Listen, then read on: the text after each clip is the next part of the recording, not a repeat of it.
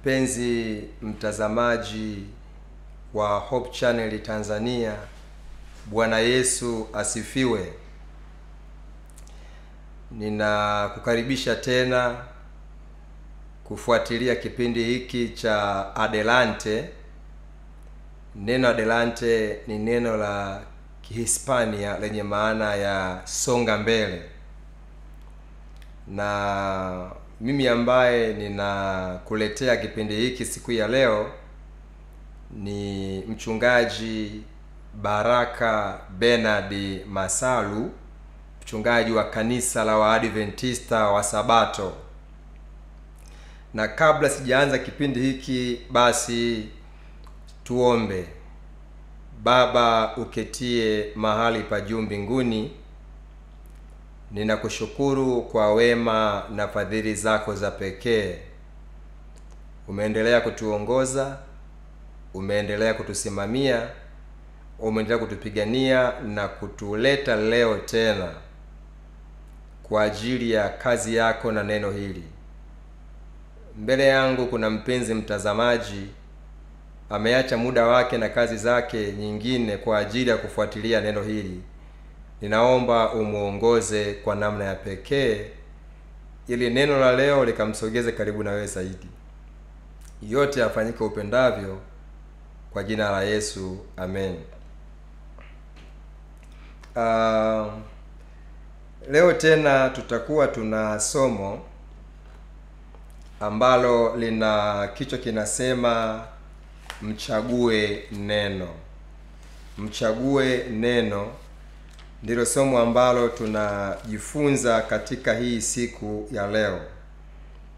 Na katika somo hili tutasoma maandiko matakatifu kwenye kitabu cha Ufunuo sura ya 19 na ule mstari wa 23.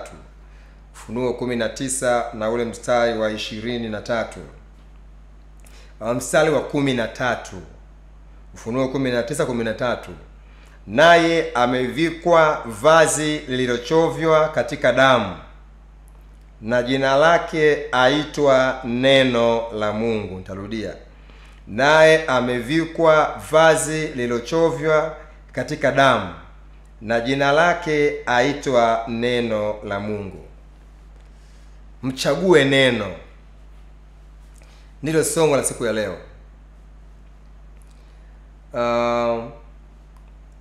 Biblia katika kitabu cha Yohana sura ya 1 mstari wa 1 mpaka wa 3 inasema, hapo mwanzo kulikuwako neno, naye neno alikuwako kwa Mungu, naye neno alikuwa Mungu. Hapo mwanzo. Na mstari wa 14 unasema wa Yohana 1 kwamba naye neno alifanyika mwili akakaa kwetu. Kumbe neno ambaye ninamzungumza hapa leo si mwingine bali ni Yesu Kristo. Bwana Yesu asifiwe. Huyu ndiye ambaye alifanyika mwili na akakaa kwetu. Na ulimwengu tulio nao leo inaweza kuonekana ni jambo jepesi sana kuhubiri habari za Yesu na watu wakakuelewa. Inaweza kuonekana jambo jepesi, lakini nyakati zile za mitume haikuwa vyepesi kumhubiri Yesu na watu wakuelewe. Haikuwa vyepesi. Kwa nini?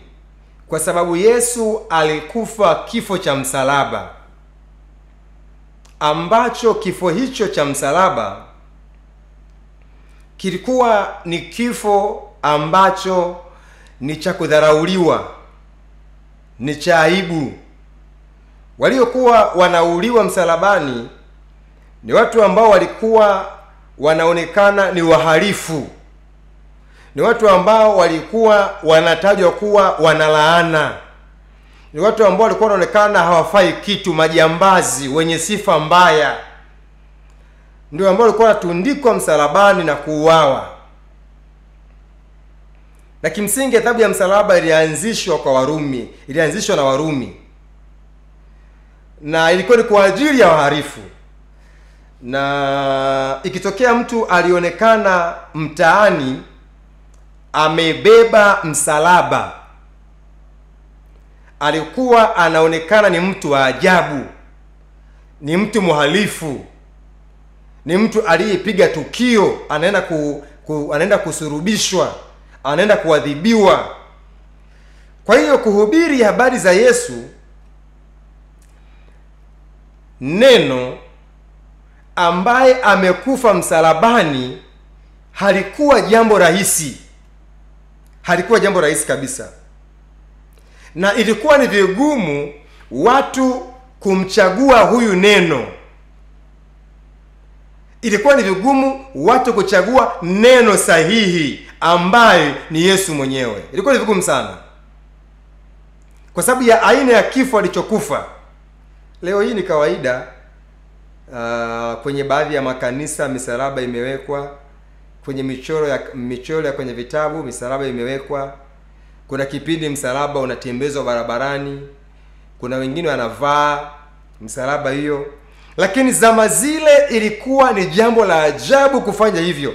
Yaani msalaba kilikuwa ni kifaa ambacho hakiheshimiwi, kilikuwa ni kifaa ambacho hakithaminiwi, kilikuwa ni kifaa ambacho kinaonekana hakifai. Na mtu aliyeubeba msalaba akapita nao mtaani alionekana ni mtu wa ajabu, ni mharifu, analaana. Kumhubiri Yesu aliyesurubiwa katika msalaba kwamba yeye analeta uzima na wokovu ilikuwa ni jambo gumu kwa wengi kuweza kuliamini na kumpokea huyo Yesu. Ilikuwa jambo gumu sana. Lakini moja ya changamoto ambazo zilitokea ni kupeleka injili katika maeneo ya Wagiriki. Maeneo ya Wagiriki. Na Mtume Paulo anatajwa ni moja ya mitume ambao walienda Ugiriki, au kwa jina jingine Uyunani. Wagiriki au Wayunani kwa lugha nyingine. Alienda Paulo. Na moja ya matukio ya kushangaza, alipokuwa kule Athene kwenye Kiingereza ndio Athens. Athens ndio mji mkuu wa Ugiriki. Mara nyingi sana michezo ya Olimpiki inafanyikia huko Athene. Na ikuanza kipindi hiki ni tangu hiyo waliitumia michezo ya Olimpiki huko Athene tangu miaka hiyo. Na Paulo anatajwa kwenye Matendo ya Mitume sura 17, alipokuwa anapita kule akaona kuna madhabahu imeandikwa kwa Mungu asiyejulikana. Lakini alitakiwa awahubiri watu wa Ugiriki, watu wa Athene, awahubiri habari za neno ambaye ni Yesu, ili wachague neno sahihi ambaye ni Kristo Yesu. Na haikuwa jambo jepesi kuwahubiria Wagiriki. Nikupe tu mfano. Wagiriki ndio ambao wametoa terminologies nyingi katika mambo ya kisayansi na mambo ya kifalsafa. Na wasomi wengi wa dunia hii au wavumbuzi wengi wa dunia hii ambao wanasomwa na watu wengi wametokea nchi ya Ugiriki. Ni Wagiriki. Na Paulo anatakiwa ahubiri watu wamwamini Kristo ambaye ni neno sahihi, wamchague neno. Naweza nakupa tu mfano, watu kama Pythagoras ambaye alianzisha Pythagoras theory, ile ya a square plus b square sawa na c square. Pythagoras huyu alikuwa ni mwanafalsafa, alikuwa ni mwana mahesabu, alikuwa ni founder wa Pythagoras theory, na alifundisha mambo ya kisiasa na ya kidini. Alikuwa ni vegetarian. Alikuwa ni vegetarian huyu Pythagoras, na aliishi kabla ya Yesu. Pythagoras. Kuna huyu ambaye anaitwa Plato. Yeye alikuwa ni mwanafalsafa maarufu, mpaka leo ni mwanafalsafa maarufu. akaanzisha shule inaitwa Platonic Academy ya kufundisha falsafa, ambayo ilifundisha philosophical doctrines ambazo zilijulikana baadaye kama Platonism. Yeye pia ni Mgiriki na aliishi kabla ya zama za Yesu, before Christ.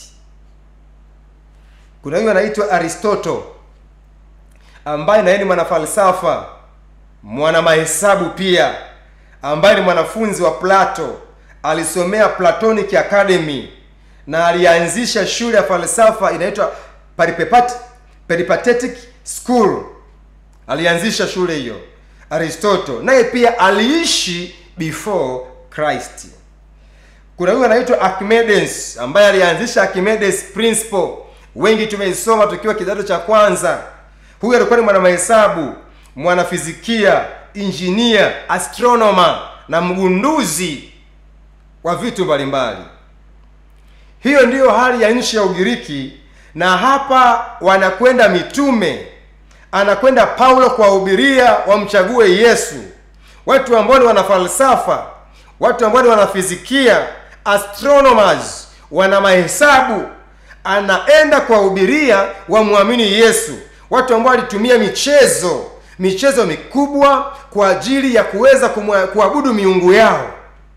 Anaenda kuwahubiria na anakuta kuna madhabahu imeandikwa kwa Mungu asiyejulikana, na mtume ana kazi ya kuwaambia habari njema za Mungu anayejulikana, Mungu ambaye aliumba ulimwengu na vyote vilivyomo, Mungu ambaye aliwaumba wao akawapa uhai, Mungu ambaye yeye ni muumbaji lakini pia ni mkombozi. Anakwenda kuwahubiria, anaenda kuwahubiria huyu mtume Paulo. Je,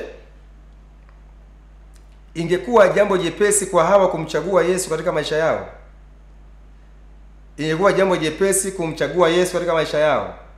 Penzi mtazamaji, ikiwa umeshamchagua Yesu katika maisha yako, dumu ukimwabudu yeye, dumu ukimwamini yeye na kutia moyo. Endelea kusonga mbele ukiwa na Kristo Yesu, maana watu wa zama za nyuma, Wagiriki na maeneo mengine, halikuwa jambo jepesi kwao kumwamini Yesu, kwao kumpokea Yesu, kwao kumkubali Yesu. Hawakuweza kuchagua neno sahihi kwa namna ambavyo walifungwa na mambo ya kiulimwengu. Huyu Yesu ambaye alikuwa anahubiriwa na Paulo alikuwa ni Myahudi wa tabaka la chini. Myahudi wa tabaka la chini tu, wala sio Myahudi ambaye alionekana ya kwamba ametokea familia ya kitajiri. Mariam, Yusufu waliomlea walikuwa ni watu wa tabaka la chini. Nadi kuna kipindi walienda Yerusalemu, na wakiwa katika safari hiyo walikosa hata mahali ambapo wangeweza kupata mahali pa kulala, nyumba ya wageni, kwa sababu walikuwa watu wa tabaka ya chini. Na huyu Yesu alikuwa ni Myahudi wa tabaka la chini. Hata kazi yake ilikuwa ni ufundi seremala. Lakini pia alielelewa katika mji uliojulikana kwa uovu, Nazareti. Unatajwa kuwa mji ambao ulikuwa ni muovu kuliko miji yote katika Israeli. Na ndiyo maana watu walishangaa, hata Nathanaeli akasema ya kwamba lawezaje neno jema kutokea Nazareti? Lawezaje? Lakini pia alikuwa ni Myahudi ambaye amekataliwa na taifa lake. Watu walipiga kelele ya kwamba asurubiwe, asurubiwe, asurubiwe. Kuhusu Baraba akasema aachiwe, aachiwe, aachiwe. Kwa lugha nyingine walimkataa. Halafu Baraba aliyekuwa jambazi ndiyo akamkubali, akaachiwa ili Yesu asurubishwe au asurubiwe. Huyo ndiye Paulo anaenda kumhubiri kwa Wayunani huyo. Lakini pia aliyesurubiwa kama mnyang'anyi katika msalaba ambao nimetaja sifa zake. Halikuwa jambo jepesi kumkubali mtu wa namna hiyo.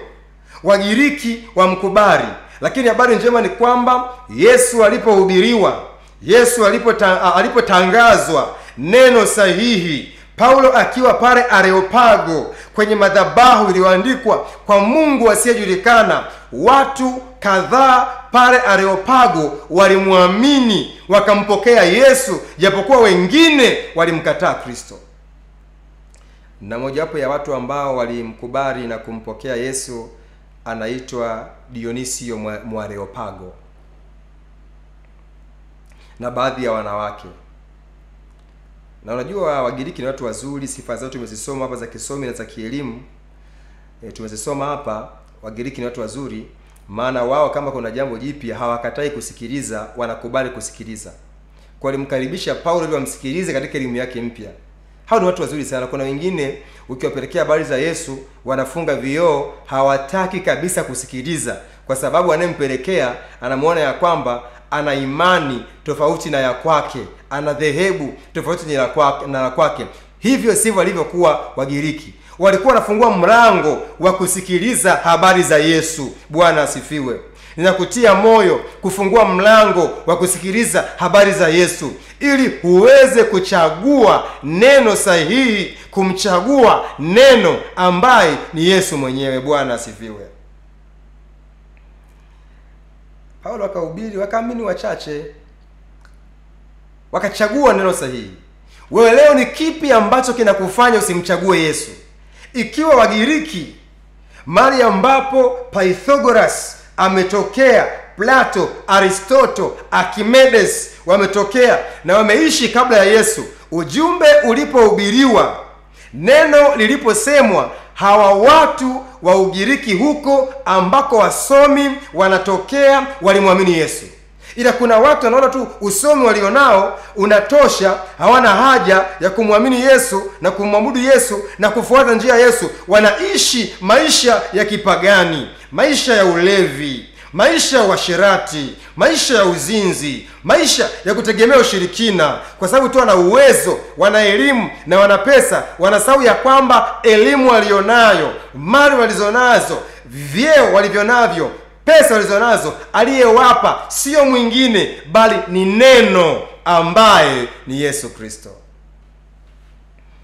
Ndiye ambaye aliwapa hivyo vitu. Wanasahau kabisa kwamba yeye ndiye ambaye aliwabariki na kuwapatia vitu hivyo. Wanaishi maisha tu ya kidunia, wamekataa kumchagua neno. Ninakutia moyo mpenzi msikilizaji na mpenzi mtazamaji, mchague neno, utakuwa sahihi. Bwana asifiwe.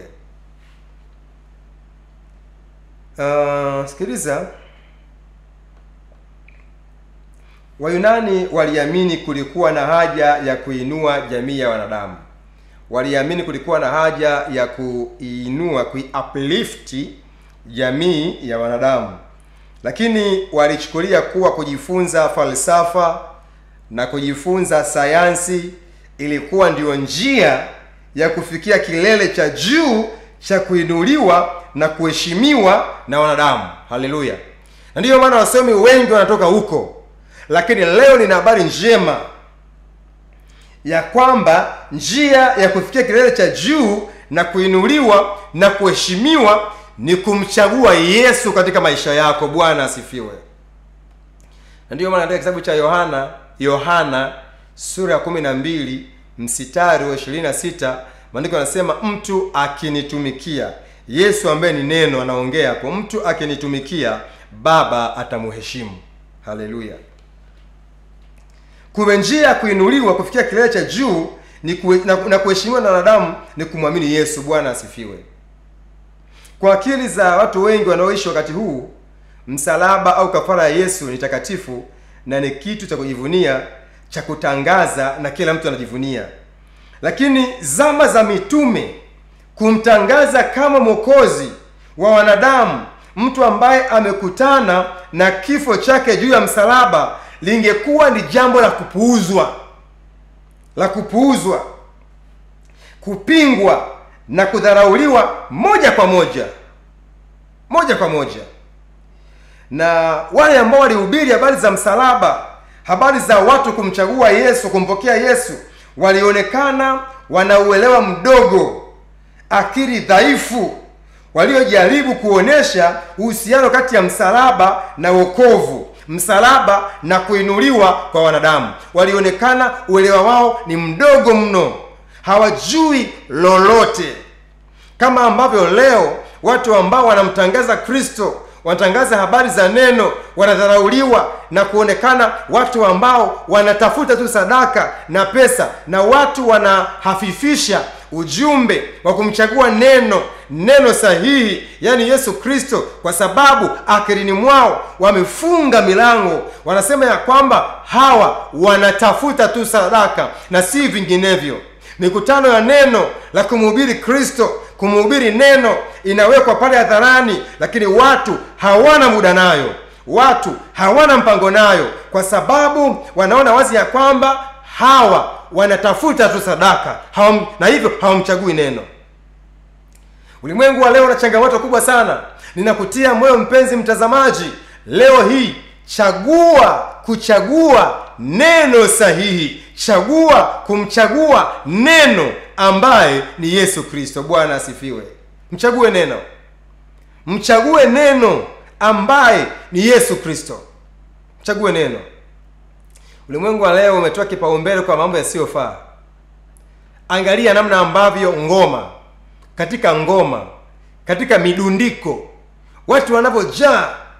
Midundiko imejaa katika miziki, madisco, watu wamejaa katika miziki, vigodoro wanaita sehemu zingine vigodoro, watu wamejaa katika kumbi za starehe, kule bar watu wamejaa, wanafurahi, wana amani, lakini wapo katika uovu. Angalia vizuri katika kumbi za sinema, katika makasino watu wamejaa. Angalia vizuri katika kumbi za mpira watu wamejaa. Kwenye bandaumiza watu wamejaa, wanasubiri mechi, wamekaa kwa wingi wake wanasubiri mechi, watu wamejaa. Kwenye viwanja kama kuna mechi inachezwa watu wanajaa. Lakini hebu tafakari namna gani watu wamemchagua neno ambaye ni Yesu Kristo. Tafakari habari ya nyumba za ibada. Tafakari habari ya nyumba ambapo Yesu Kristo anahubiriwa. Tafakari habari ya mikutano ya neno la Mungu, mikutano ya hadhara. Namna ambavyo watu hawana muda wa kujifunza wala kufuatilia, lakini mambo ambayo hayana uzima, hayana wokovu, wanayapa kipaumbele katika maisha yao. Mambo ambayo yanachukua muda hata wa kufanya kazi na kuabudu, wanayapa kipaumbele katika maisha yao. Utaona wengine wakiwa katika nyumba za ibada wanalalamika tu ya kwamba wahubiri wanatumia muda mrefu, lakini ana uwezo kuangalia mpira siku ya weekend, mechi zinafuatana ya kwanza mpaka ya 4, anaangalia na haonyeshi kuchoka wala kusinzia, ila kwenye ibada anaonesha ya kwamba hakika amekwazwa na muda kutumika muda mrefu. Ndiyo maana katika masaa haya ninakuletea somo hili, chagua neno sahihi. Mchague neno ambaye ni Yesu. Ndipo itakuwa heri katika maisha yako. Ndipo itakuwa wokovu. Ndipo itakuwa uzima. Ndipo itakuwa ushindi. Haleluya. Haleluya. Itakuwa ushindi katika maisha yako. Je, umeamua kumchagua Kristo? Ikiwa tayari umeshamchagua Kristo na unaishi maisha ya utauwa, maisha ya uchaji wa Mungu, ninakutia nguvu. Songa mbele. Adelante. Songa mbele. Adelante. Songa mbele. Songa mbele. Usimwache Kristo. Na ikiwa bado haujamchagua Kristo, neno linahubiriwa unapuuzia, kuhudhuria ibada unapuuzia, kusoma neno lake, maandiko matakatifu ili umfahamu kwa upana unapuuzia, mikutano ya neno inahubiriwa hata mtaani kwenu hauna muda wa kuacha kazi zako na shughuli zako ili kusikiliza. Na kutia moyo kuamka na kufanya matengenezo. Chagua neno sahihi. Ninakutia moyo kumchagua Yesu. Ulimwengu wa leo tuna changamoto ya kupuuza mambo ya Mungu, na tunaenda upotevuni huko tunajiona. Ninakutia moyo, chagua kumfuata Yesu, chagua kufuata mambo ya Mungu, ndipo utakuwa salama. Katika masaa haya ni hitaji lako kuchagua njia ya Bwana, kuchagua njia ya Mungu na kutia moyo. Chagua njia hiyo na hatimaye utakuwa salama. Chagua, anza sasa. Unaweza, anza sasa. Haijalishi umeenda mbali na kutanga mbali kiasi gani, Mungu wa mbinguni unapolia miguuni pake anakusikia na anakupokea tena.